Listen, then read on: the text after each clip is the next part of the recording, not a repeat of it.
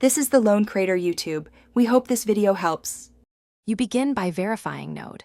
JS and NPM. This matters because the driver needs modern features. Next, choose Atlas or a local MongoDB and copy the connection URI and credentials. In your project folder, run npm init, then npm install MongoDB dotenv.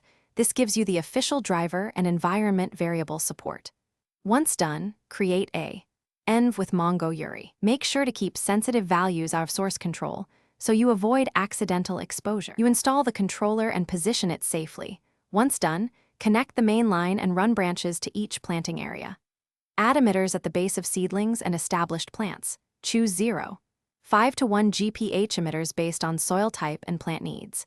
Then program watering schedules. Start with short morning cycles and 3 to 4 sessions weekly, adjusting for rain and evaporation.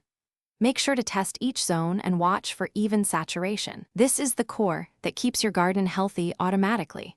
You finalize by running a complete test for 15 to 30 minutes, watching pressure and hunting leaks at fittings. Once satisfied, add a rain sensor or a soil moisture probe so the system pauses when nature provides.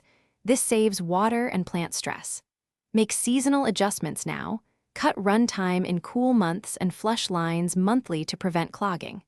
If flow suddenly drops, first check filters and emitters for debris. That quick check resolves most failures without replacing hardware. Thanks for watching. Consider subscribing if we helped you.